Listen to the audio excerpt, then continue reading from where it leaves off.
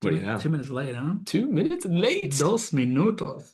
Demerit. Oh man, the PA announcer for the Miami Heat, Yeah. who the reason why I bring it up is that anytime you go to a Heat game, when there's 2 minutes left in the quarter, he goes 2 minutes, Joey. and everyone goes minutos. He's retiring, and it's always in my dream to be that guy. I want to be that guy with Yeah, my but accent in the Spanish language. okay, Listen, it okay. could be me. You want to compete? We can compete. Yeah, it could You be want to go me. cut tag? Let's go. Ready? Let's do it. Your accent in the Spanish language. Tú no sabes nada. All right, let's go. Hey, welcome everybody to the weekly edition of the Not Your Average Investor Show. Today we're talking about rent, macro trends in rent, micro trends in rent, and local statistics in rent and why it all matters. After a couple of interesting articles by boy Keith Weinhold, we're gonna dive into that. I'm your host Pablo Gonzalez. With me, as always, a man that I affectionately like to call GC because he's got the genius concepts, knows how to generate cash flows. He's a great co-host, and because his name is Greg Cohen. Say hello, Greg. Hello, everybody. Fantastic to be with you today. You got to work on your intros if you're going to be the Miami Heat intro guy, like we were just talking about. You're gonna tell me what we're talking about right now. Tell So me your dream and your competition. the PA announcer for the Miami Heat, he does this thing ever since I'm a kid going there. When at the end of the quarter he goes 2 minutes when there's 2 minutes left, and then he goes dos, and the entire arena goes minutos. And it's been my lifelong dream to be the PA announcer for the Miami Heat. And when I shared that he was retiring to my good friend here, Greg Cohen, he said, I want to be the PA announcer for Miami. Not so fast, my friend. I'm studying Spanish, and I want to be that PA announcer. Dos minutos. Sure, just go after my dreams, Greg. You know what? I want to be the co-founder of JWB when I grow up. All right. That being said, we have a tradition.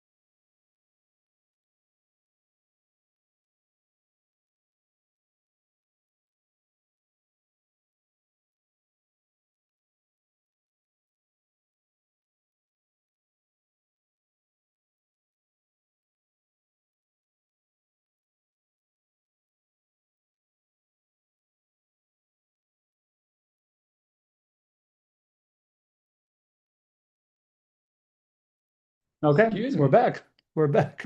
We're back. We are back. Okay, hold on. Let's spotlight this for everybody. Um, did we mention that we are in a makeshift studio? That's perfect timing as we are shifting from the old studio and the old office, making our way to the new studio and the new office. This is a temporary holding facility, we will call it. Okay, we may have lost reception, but I did not lose the roll call. We ready for this? Let's do this. Il Maestro checking in first. John Williams. Actually, the MVP checked in before him. You remember him? Mr. Lee Bishop. Mr. Lee Bishop. We've got our leadoff batter hitting third today. Mr. John Hennig. We got Mark Norman checking in. All right, Mark, nice to see you. You got the fairy godmother from the Not Your Average Investor community. Jen Pilsen. We got the mystery man checking in. None other than Denny Davies. We got Sir Jeffrey Bolton. All right, Jeff. Archibald Nardi is here from Canada. Becoming a regular, Archibald. Nice to see you. Jay Corrupt is back in the house. The early bird is here. Mr. Dean Curry. Mr. Dean Curry. We got Robin Schofield from New Hampshire. All right, Robin. Becoming. We got some new regulars these days. Do. We got the Shaw man. We got the ringmaster. Andrew Barnett. We got Milady. Jack Chatham. Jack Chatham. Who else we got in here? The left tackle. Jeff Mirankow. Did I get it right? Yeah, I think so. I think I got it right. Mirankow. Yeah, Mirankow. I think I never get it right. Yeah. Whatever I say, it's the opposite. Yeah. You're taking that role from me. We got our regulars, Gary and Russell and Riley from Marietta, California. We regard you. We got Laura Colby from Washington State. Laura, nice Good to have you. Linda Mercurio from South Carolina. Belinda Baldwin Speaking from of Dallas. my buddy Belinda. Everybody, Belinda. Your boy that we were just talking to from Atlanta. Oh, Eddie Harris and his wonderful wife Karen that I just got to say hello to. There you go. We got Justina Herrera's back. All right, my ride-along partner. We got Billy Green. In the blue skies of Colorado. Good to have you, Billy Green. Who else we got? LinkedIn Lowry over there. We got LinkedIn Lowry. You know, don't forget about LinkedIn Lowry. Nice to see you, Ed. Can't be forgetting about LinkedIn Lowry. Eob Eskander. All right, Eob. With a hi, Greg and Pablo. Good to have you. And LaCoy Towns from Maryland. Is that a new name? New name. New name, LaCoy. Welcome. Love ending on a new name. Love ending on a new name. LaCoy. The secret here is the chat, right? Everybody here is all investors like you. Some are clients of JWB, some are not, but they have a ton of like information here, lived life experience, and they're very, very friendly people. So make sure that you leverage the chat, make a friend in there, and hope you make this a ritual, right? Make yourself comfortable here. LaCoy, good to have you. GC, yeah. We are talking rents today. Yes. What's the deal with rents? I mean, in this economy, just frame it for me. As a real estate investor, why do I care about rents? We talk a lot about pricing on the show and home price appreciation. Why do we care about rents? Rents make this thing go. Rents make this investment stable, consistent, provides that income stream, which that income stream is what keeps you in the game, so that all 5 profit centers can pay off for you. And the great thing is that improvements in rents, small improvements in rents, have dramatic income potential and dramatic income consequences, I guess you'll call them, good things that will happen. And the reason is because as your rent goes up, the majority of your costs stay fixed, and that income grows and grows and grows. That's part of the reason why we talk about these profit centers, and specifically net rental income, being like a fine wine. Rents are important day one, and then continued rent growth is important as this asset matures, and it gets better and better and better with time. As we see when we feature clients, we see them 5 years, 10 years down the road, and their cash flows are enormous. Well, that's because rents continue to grow over time because of supply and demand. Yeah. If you think about each house as its own little business, right? Rent is revenue, and everything else is cost, right?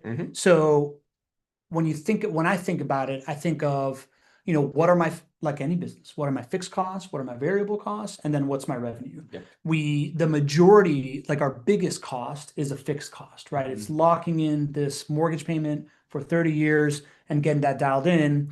And then there's other variable costs, right? Like maintenance costs, there's other things like insurance and things of that sort. Rent is the revenue. Rent is your customer as a rental property investor is your resident, and your resident pays you via rent, and rent goes up over time, right? For a variety of reasons. We're going to explain some of those today and a couple of other macro trends that are happening. How'd I do there? I think you did a great job. Yeah. Okay. Well, thanks, buddy. So the first article that we're going to talk about is from Keith Weinhold. These are actually 2 articles from Keith Weinhold. I'm going to put up this this graphic that he showed, and it's essentially talking about how people are renting longer, right? The numbers that we're about to see on the screen are about adult milestones that continue to happen. And Keith is making the point that, as these adult milestones continue to be delayed, um, rents, people are renting longer, and that means there's more demand for rent over time. So essentially, these are, if you're looking at this graphic, we're looking at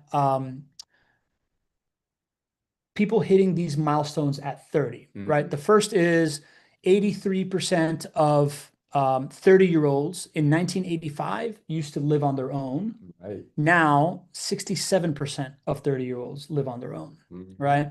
77% of 30-year-olds in 1985 were married or had been married. Mhm. Now, 45% of 30-year-olds have been married. Wow.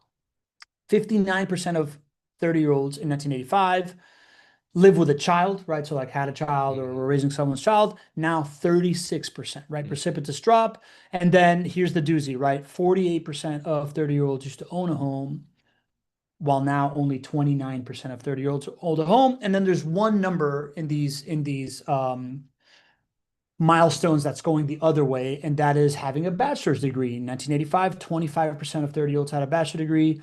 43% of 30-year-olds now have a bachelor's degree. GC, when you see these numbers, what are you thinking? I mean, I just think of this incredible wave of people that are acting differently and behaving differently Yeah. now. And from the investor lens, when you see these huge swaths of populations that are changing from 80% to 65% or from 50% to 29%, you want to situate yourself in having something that that new buyer behavior wants. Yeah. Right? You want to situate yourself in something that that 30-year-old who now is doing something different today than they were 30 years ago or 40 years ago will want. And that is a ton of new and different demand than what was present in, the 80s or the 90s that were not there. Yeah, totally. I mean, just looking at the numbers, if there is, like if we're talking about, I am essentially either the oldest millennial or the youngest Gen X, right? I keep seeing, I saw something about Gen Xers. I saw an article about it. It was like 45 to 60 as Gen Xers. I'm 45, right? Mhm. So you could put it in either one. So there's this whole wave of people that are our generation. That's one of the biggest generations Mhm. that we have on the planet, right? It's like the boomers and the millennials. And that entire generation has essentially waited longer to buy a home Mhm. than any generations before that, Right. right? What are they doing when they're not buying homes? Yes, some are living with their parents, as you can Mhm. tell by these statistics, but the majority of these people are living on their own, right? They're renting, right? They Yes. either got roommates or they got their own place or whatever they got going on. And I just don't, when I think of it, I wonder, is this a trend that is like, is this a trend that's going to continue, or is this like a singular generation kind of like behavior? Like, are millennials weird? What would you think of? Like, is this something that's going to continue, or is this like a blip? This isn't a moment in time. Home ownership percentages have been going down over the last 2 decades. Yeah. A lot of it really started to happen when we went through the Great Recession, and this um, dream of home ownership became a nightmare for a lot of people. Yeah. And there's still a lot of scars and wounds that are open there from people who lost their home, Yeah. 15 years ago, 20 years ago, and now kids who witnessed that. Yeah. So this was already moving in this direction of an increased rentership society. Yeah.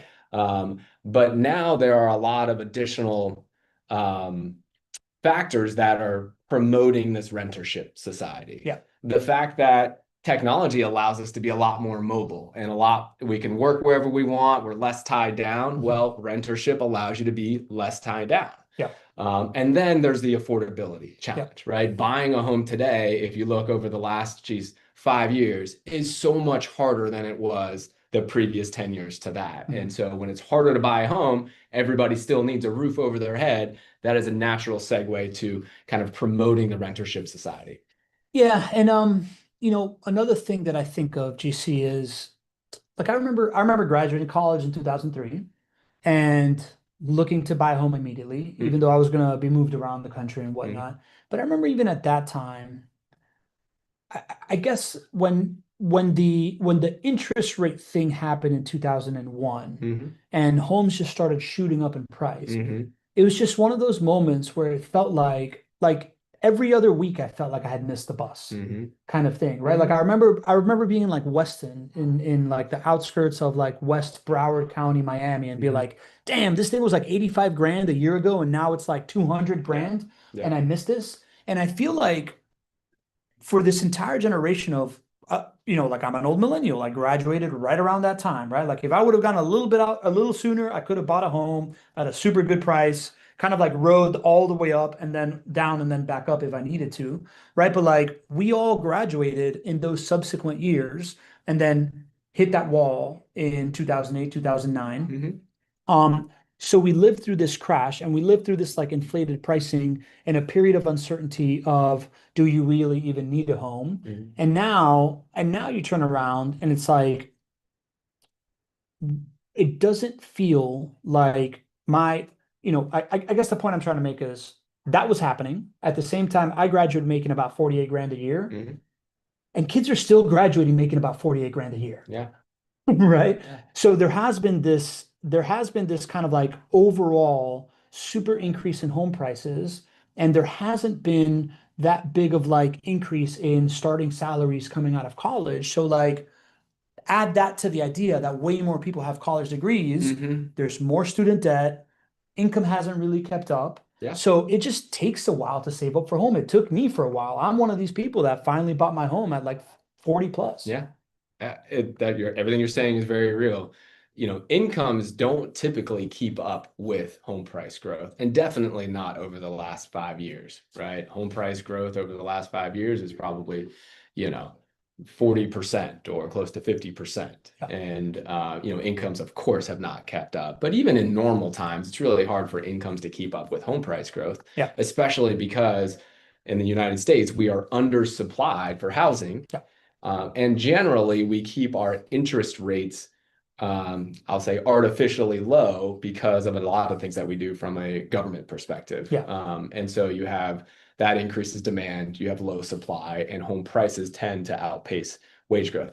So it's sort of always kind of been that way for the last, I don't know, 30 years or so. Yeah. But now it is exacerbated. Yeah. And everything that you just mentioned there, if you take the baseline here, which over the last, call it 20 years, there has been this move towards preferring to rent, even if everything was held constant. Yeah. And then you add all those components on to that, Yeah. it really has, promoted this rentership society. And so then as an investor, whatever you're investing in, if there's something that's a dramatic movement and there's a huge population of people that now demand something they didn't otherwise demand, renting properties is that dramatic movement that's happened over the last 30 or 40 Yeah. years, and especially over the last 20 years. People just don't look at owning a home the same way they used to, which creates an opportunity as an investor to own that home, because unless you think that people aren't going to need a roof over their head, they're going to move to renting. That increases renter demand, and ultimately that makes your profit centers that much better. Yeah. And I think back to the thesis of this article, right? We're talking about adult milestones. Mm-hmm. I think we've talked about this some on the show. Investing in a rental property is a financial decision. Buying a home is more of an emotional life stage decision. Yep, absolutely. Right. So if we're looking at these things and we're seeing, this idea of people living on their own, going down at 30, that's probably financial. Like I would attribute that to like this disparity in pricing, right? But like not getting married before 30, right? That dropping precipitously from 77% to 45%. I don't see that reversing. That feels like, hey, we figured out that, like people just aren't marrying young, right? Yeah. Like, I think there's other macro kind of like trends around like kids not really dating these days, Right. and like these kinds of things happening, right? Yeah. So I look at that trend. That seems like, I don't know if that's financial or not, but that doesn't seem to be something that's going to reverse. Right. Living with a child, from 59 to 36, I don't really have a take on that, right? Like I feel like that's one of those things. I guess people are having kids later, probably a financial decision. Do you have a take on that? Yeah, definitely. I think it just goes in part and parcel. If they're living on their own less and they're getting married later, it's likely that they're going to have a child later in life. Yeah. And I think the financial part of that is definitely on the minds of new parents for sure. So yeah, I think it's a financial, and I also just think it's a lifestyle change. It's not only financial. It is a kind of a new way of younger people operating. And it's definitely related to the last one going up, which is having a bachelor's degree, right? Yeah. Focusing more on your education while you're young, maybe less on who you're going to get married to and having that child. Yeah. It all sort of makes sense from a lifestyle perspective. What I don't see here in this chart is the cost of education has gone up significantly as Right. well. Yeah. It's interesting. Yeah. Right. So that is this idea of having a bachelor's degree. I wonder how you also compare that to the cost of a bachelor's degree from 1985 to 2026. I Yeah. would assume that that is would blow all these numbers out of the water Yeah, as far as something that's gone way up. honestly. And the access to credit to be able to do that is it is so easy to go into student debt. We don't talk a lot about it, but if Yeah. you want to see why both demand has skyrocketed Yeah. and supply has skyrocketed and price Yeah. has skyrocketed, the funding behind it definitely has an influence on that for sure. Another milestone thing that I think we're talking about with, this idea of like you can live anywhere, portability is kind of new. Yeah. But I do think that over the last in our career was we were probably, maybe Gen X started feeling this and we're the ones that really started complaining about it. But like it feels like prior generations to us, the idea of like, hey, I worked at this company for 30 years was a real thing. And that completely has gone away, Yeah. right? Like the idea of somebody that works nowadays, somebody works somewhere for 7 years. It's a really, really long time. 100%. Yeah. And you look at LinkedIn and everybody has like 2 years here, 2 years here, 2 years here, right? Yeah. So this like optionality of moving around. I think that that's been here longer. I think corporations have kind of like adapted to that mindset way before, Yeah. and people have had to do that as well. So that's Yeah. another one that stops people from Exactly. going too. Going from pensions to 401ks and from a defined benefit to a defined contribution type of Yeah. model for retirement accounts has led to less loyalty between employers and employees. So Yeah. all of this from a lifestyles perspective, you can understand that a average person today certainly does not go to bed at nights thinking to the same regard, hey, listen, I can't wait till I own my first home. Yeah. It may be their path. It may not be a path. And everything is totally fine and open. Whereas, in generations in the past, kids went to bed at night thinking, hey man, I can't wait to own my first home. It is like a badge of honor. Like I Yeah. did this. And it's just not the same way today. Just not the same way. So I would just say, if we're looking at this from an investor lens, what's the takeaway here? Well, when you see that there is demand in a place that there wasn't demand before, how do you situate yourself to be able to take advantage of that demand? Path of Right? progress. Yeah, this is a path of progress. You saw Yeah. the path of progress when you saw, all of those stats going from 85% of 30-year-olds did this Yeah. to 60%, Yeah. or 50% of 30-year-olds owned a home to now only 29%, Mhm. right? Look at what's on the other side of that and make sure that you own the thing that they want there. And, obviously that's what rental properties win, right? There's only two ways to have shelter, Mhm. generally speaking, right? You either own it or you rent it. Yeah. And so if people are not desiring owning as much, that means that, and our population is growing, and that means that people are desiring renting it. Yeah. And that's great for when you own the asset. If you want to be in control of something that there is high demand for and growing demand, and for what we just talked about right there, it doesn't seem like the demand is going to shift back to the way it was, because this is just the new normal for this somewhat of a rentership society that we live in. Totally, totally. I wonder how much people think about this, right? Like, I wonder how much I think everybody on this call, everybody in our community, we think about real estate as a great investment. I would imagine that like most of us have just thought, hey, the most millionaires or whatever, like the best path to wealth for Americans has always been real estate. I wonder how much this like concept of rental demand is going up. This is a critical need. This is starting to become like critical infrastructure, particularly when it comes to workforce housing in these growing cities where these dynamics are playing out. We're going to talk about the supply side in a second. Yeah. But like I wonder how much that is in like the collective consciousness of, man, this is something that demand is irreparably going up for longer, right? Like whether we're growing as a society or not, it seems like we are outpacing the demand for rental homes than the supply that's out there. Well, we have been not keeping up with supply for the last 2 decades. Yeah. But now the factors at play here signify that the problem is getting exacerbated, Yeah. and we're not catching up. Yeah. In fact, this year, new construction starts are down compared to the previous year. Yeah. And so the problem is being made worse when we are not building housing supply overall, and specifically rental housing supply, and then specifically workforce housing supply, because that is typically the type of housing supply that is forgotten about. Yeah. that is typically an area that many home builders do not play in, Yeah. and therefore, and it's hard to find government incentive dollars to be able to support it, especially in an environment like today. So if you kind of go down the trickle line here, right, we need more housing overall, housing, for sale housing and for rent housing. But we definitely need more for rent housing because the demand is far outpacing Yeah. the growth for rental housing, as what we just showed. Yeah. And then workforce housing is the most needed part of rental housing demand. Totally, totally. All right, so let's talk about the supply side, right? Because the next article that we talked about is about rent inflation and this idea that you look across the U.S. average, um, rent has gone up by 36% since 2020 to now. Mhm. Charted all these different kinds of cities, right? Some were 14% in the Austin world, others are in the 53% threshold. Mhm. One of the things that the article talked about is like as all of this stuff is going up, it's the places that built the most multifamily where this hasn't affected as much, right? Like this is a supply conversation, Mhm. this idea of where things have gone, whereas like the places that have stayed with the single family rental properties, sorry, rent inflation has continued to rise at an elevated amount. Mhm. Um, what do you think about this, GC?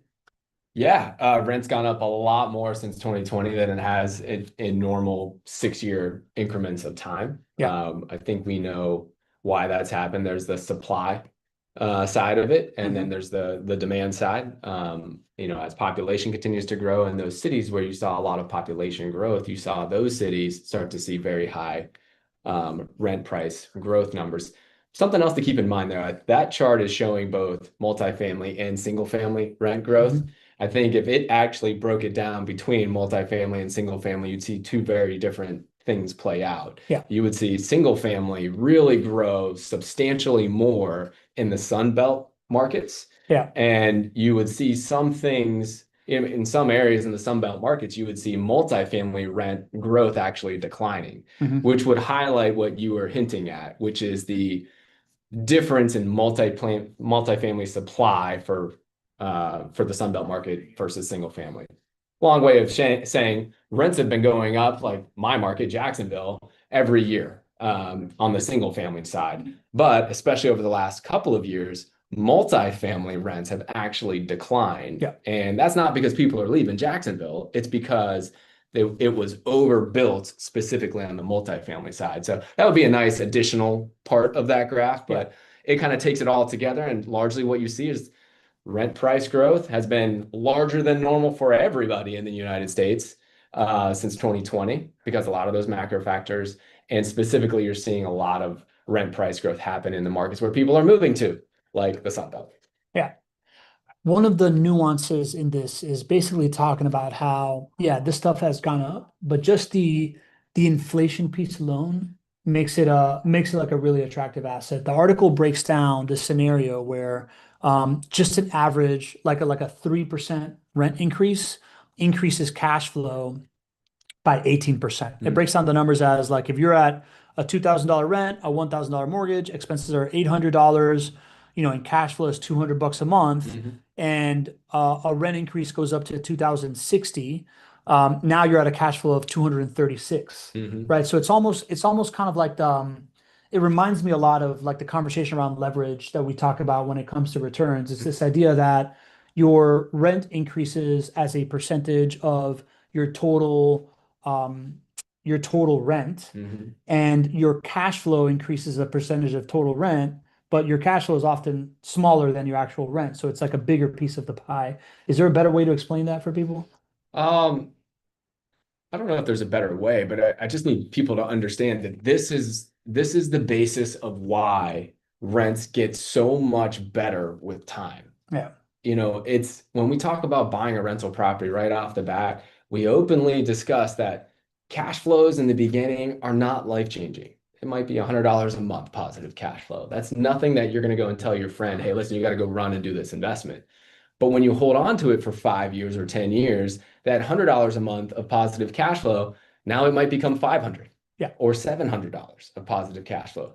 And the reason is just what Keith pointed out in this article. It's Mhm. because the incremental effect of a 3% or 4% increase in rent is dramatic, mainly because the expenses on the other side, the majority of them stay flat. Yeah. So you get an outsized gain every year from rents going up on average 3 or 4%.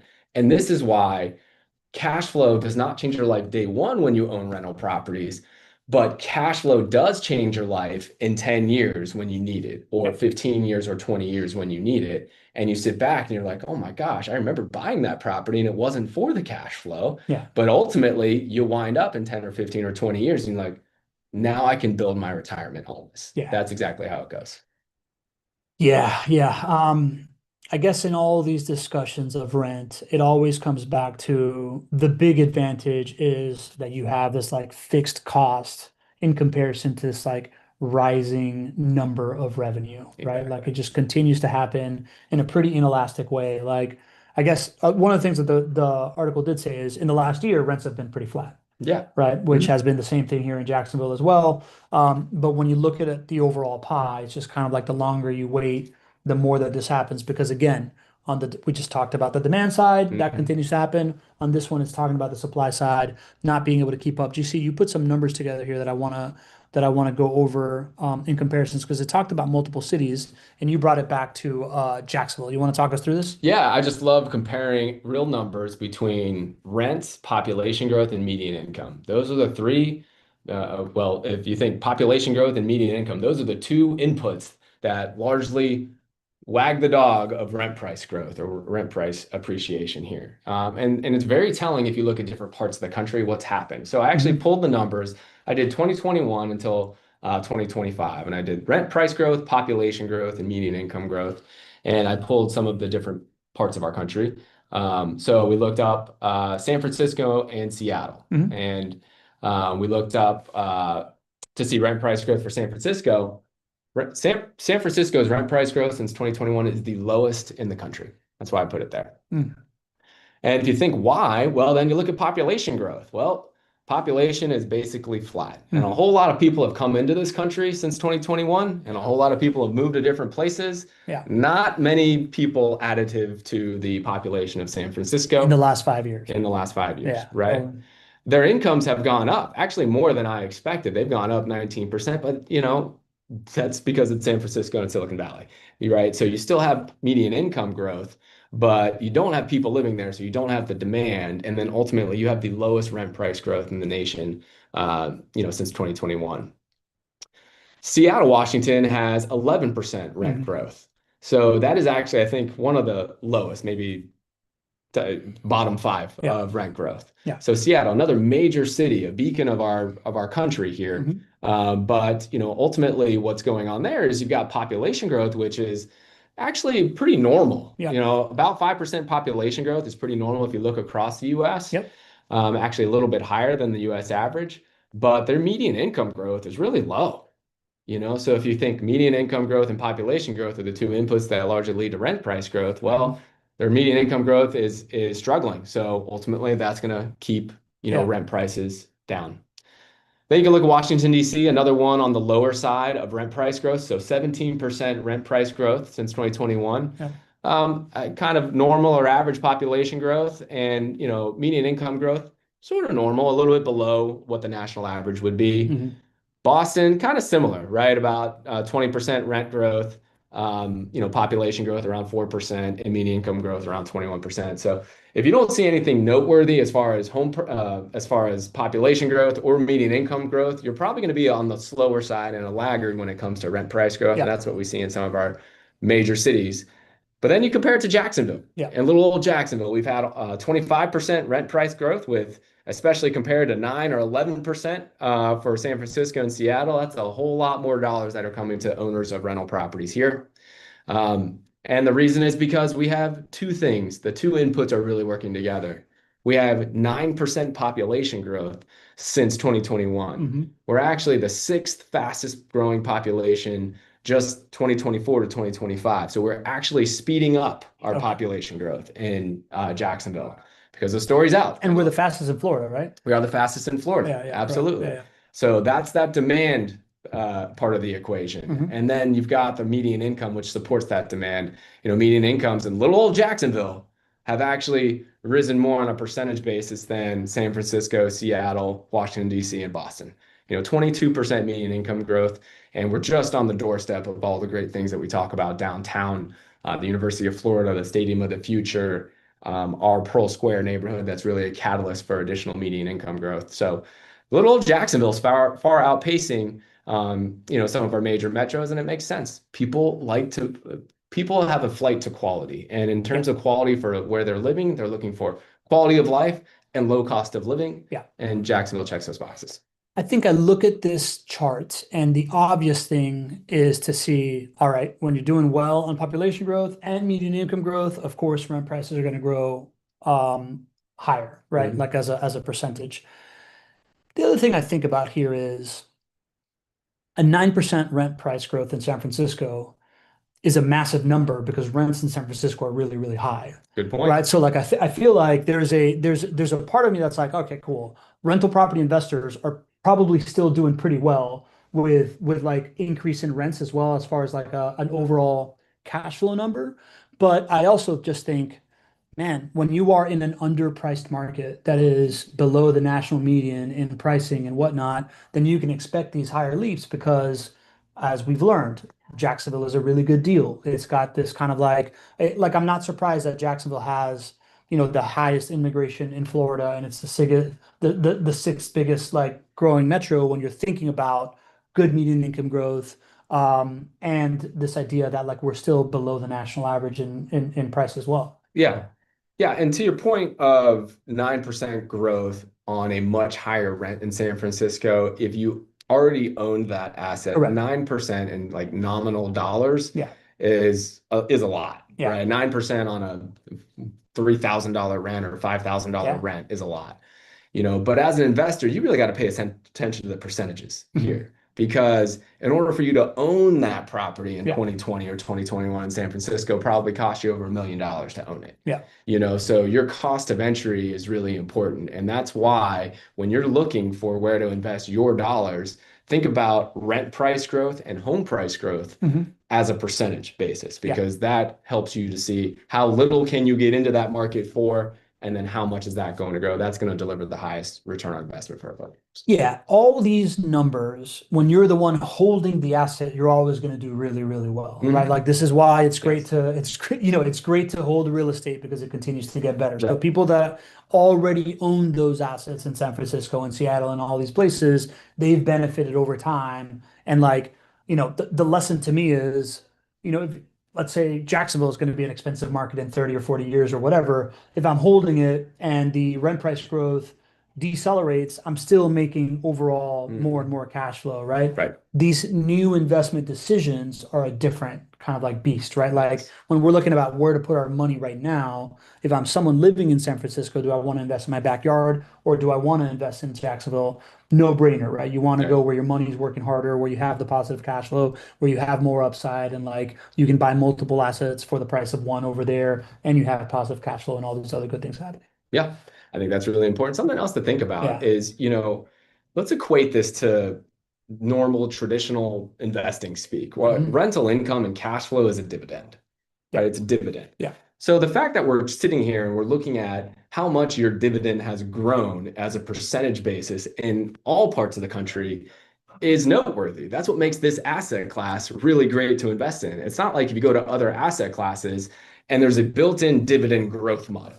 Yeah. Right. The dividend is what it is. It's going to be here. It's going to be that way, most likely 3 years from now, 5 years from now. It's not like there's really an opportunity for that dividend to grow 10% or 20% over the next 5 years. So you have built-in dividend growth model here, which is unique. And again, one of the reasons why buying and holding this asset class makes so much sense.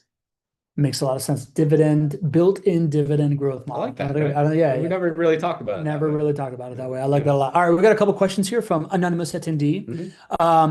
Is it not dangerous to base your investment decisions on what rent might increase to? We have seen rent being steady/slight decline in Jacksonville, which may continue for a couple of years.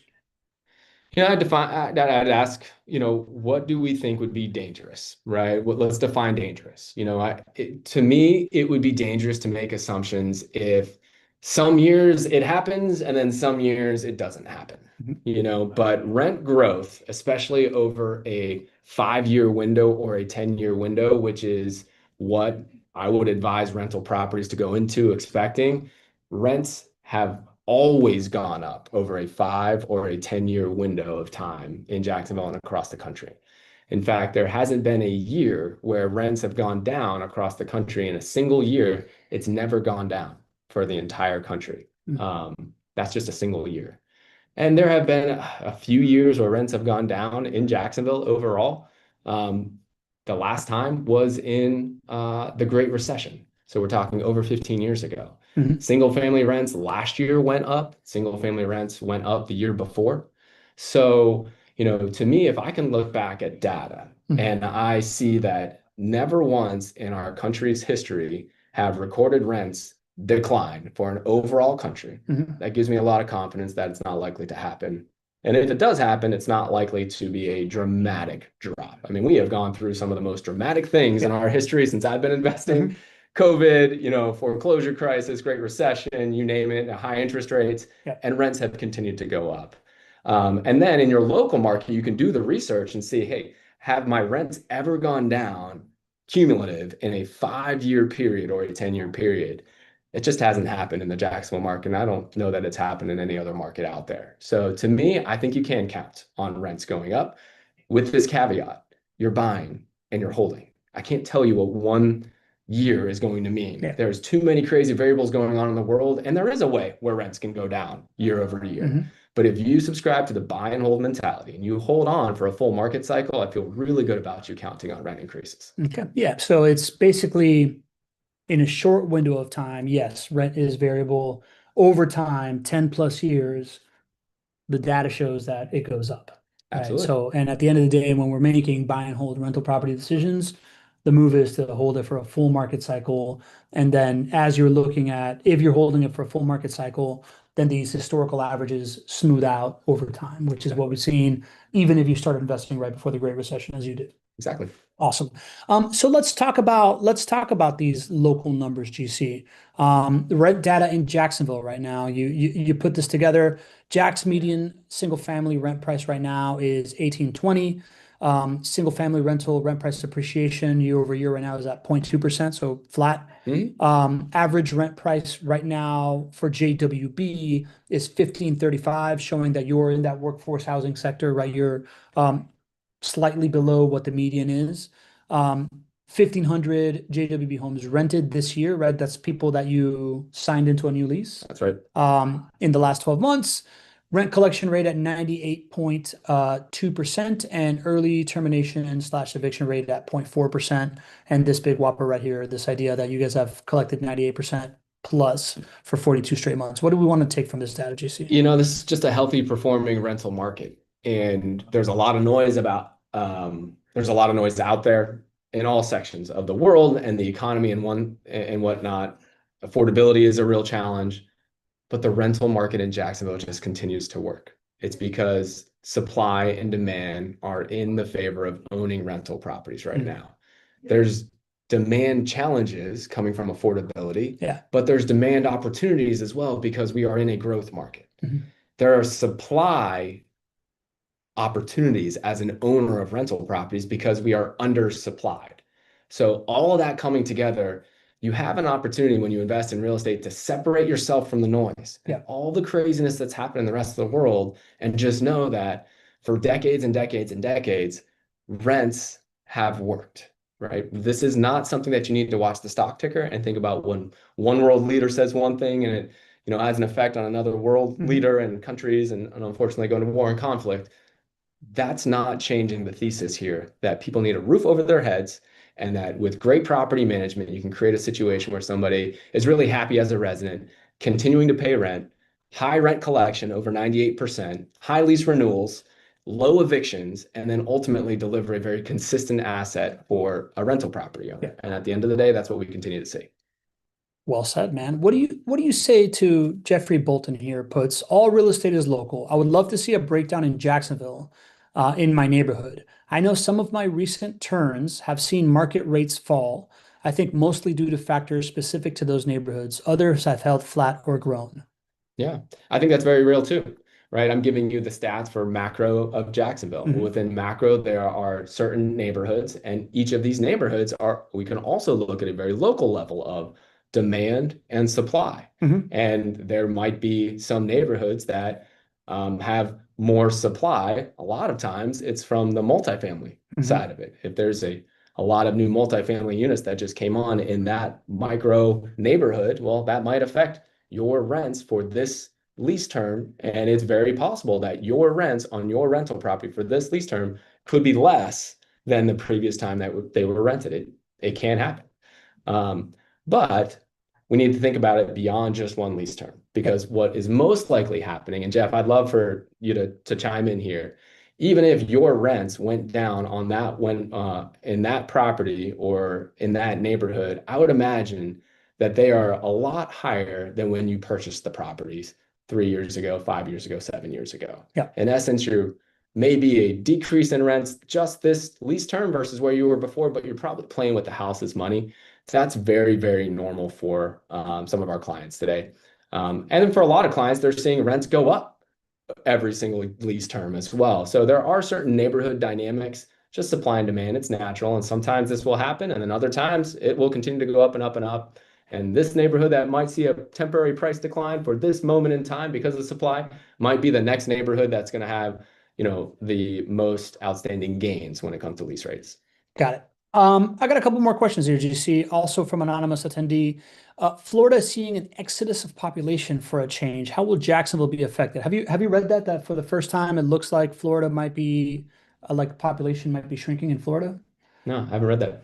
I think it was a Wall Street Journal report talking about the big cities in Florida going down. I would say there's Florida, Florida has kind of like three worlds to me, right? It's like big city Florida, it's rural Florida, and then there's this thing that's happening in Jacksonville that I think is pretty unique, right? Like the idea that we are the number one corporate relocation capital Hmm. in the United States, Hmm. to me tells me that that is not something that's happening in Jacksonville. I can tell you that I'm somebody that in-migrated from Miami to Jacksonville, right? So like there's a lot of people that are moving from the Tampas, from the Orlandos, from the Miamis to less expensive places, right? Hmm. So that's definitely happening.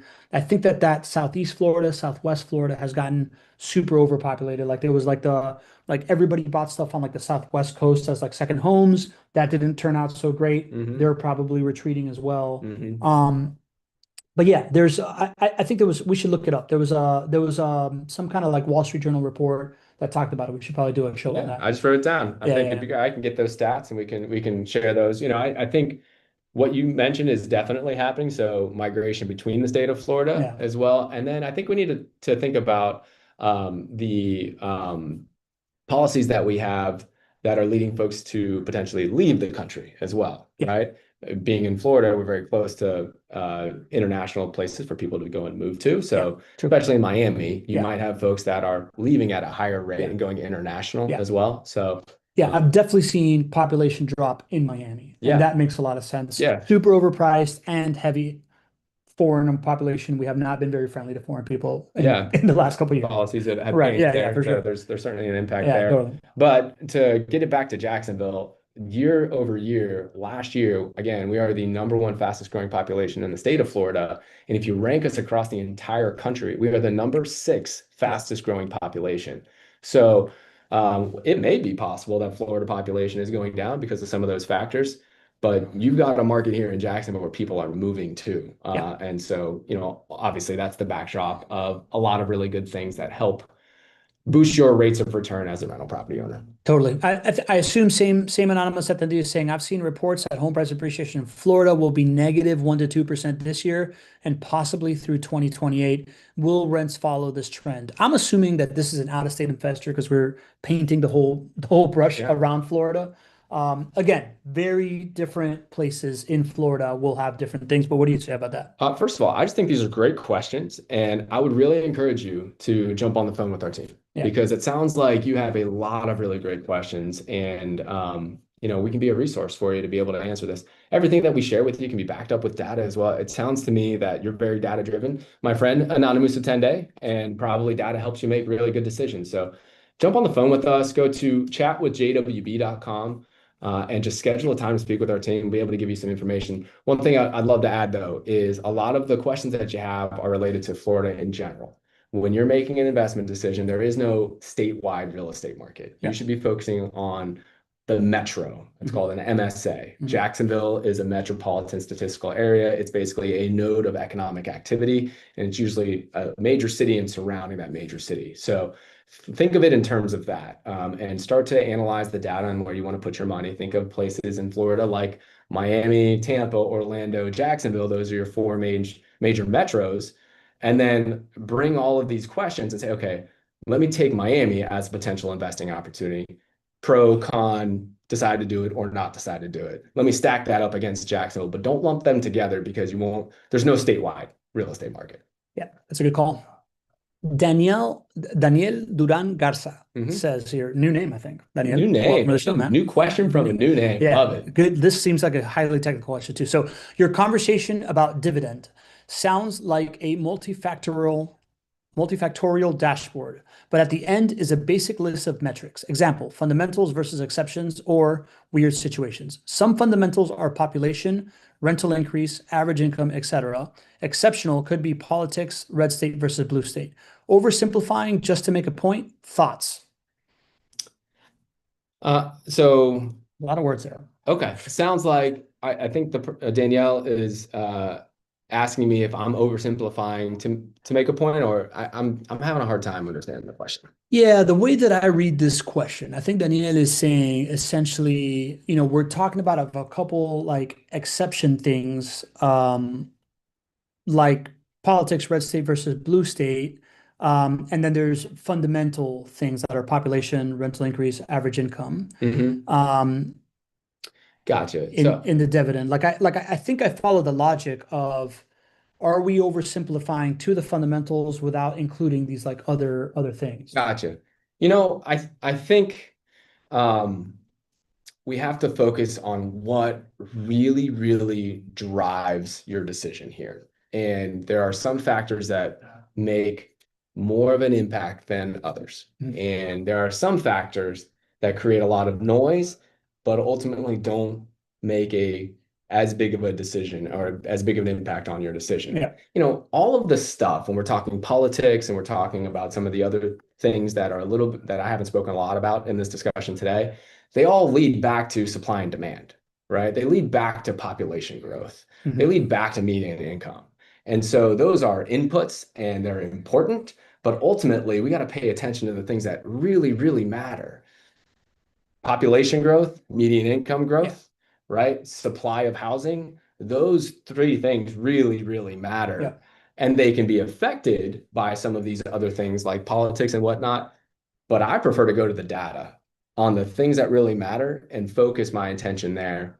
Start to ask some questions on, why is this shaping up this way? Why is rental demand going up? Yeah. Why is population growth going up?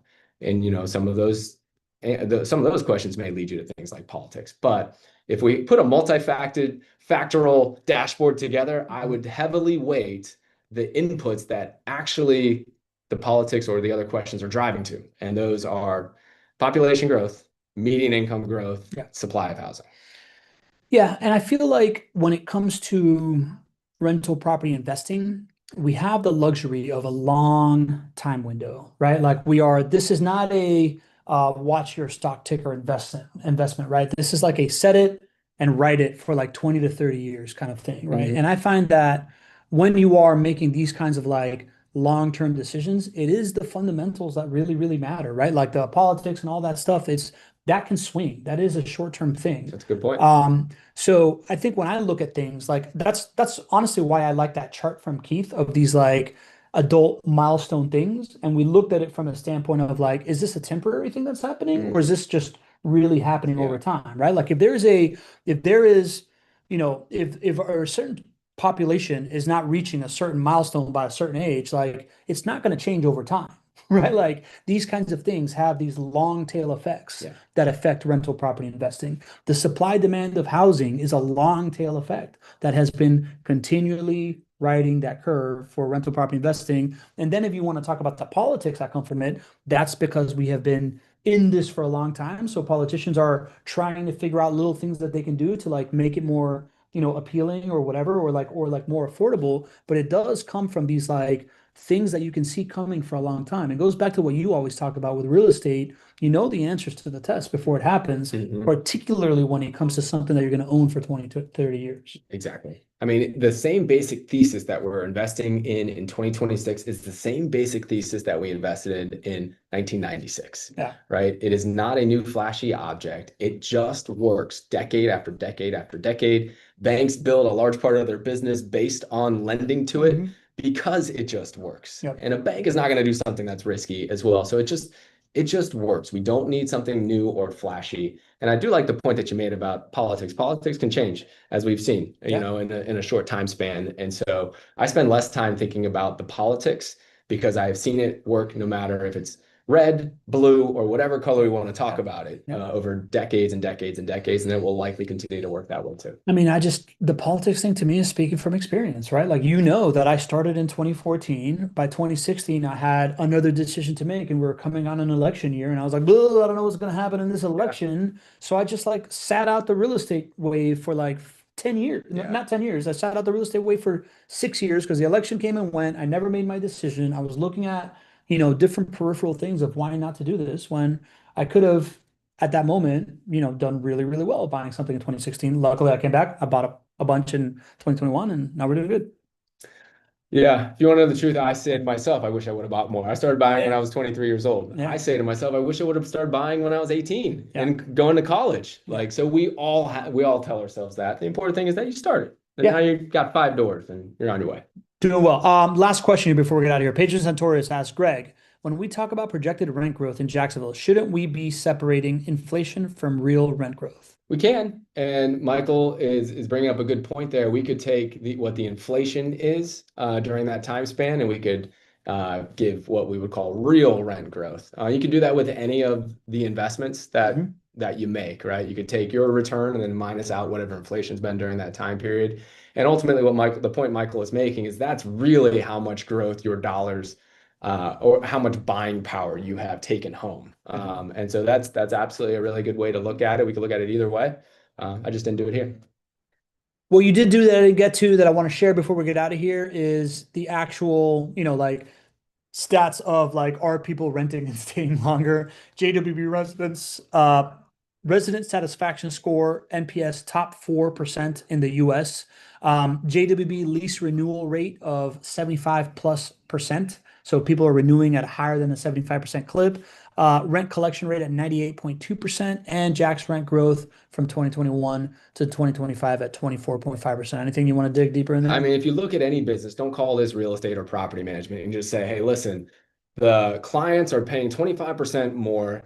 Their rent, their payment collections over 98%. Yeah. They have the option to go somewhere else and they're renewing at a rate of over 75%. Yeah. And they are some of the happiest residents in the entire country. Yeah. You would say that things are working on both the macro side, which is really the discussion for today. Rent demand is working in places like Jacksonville.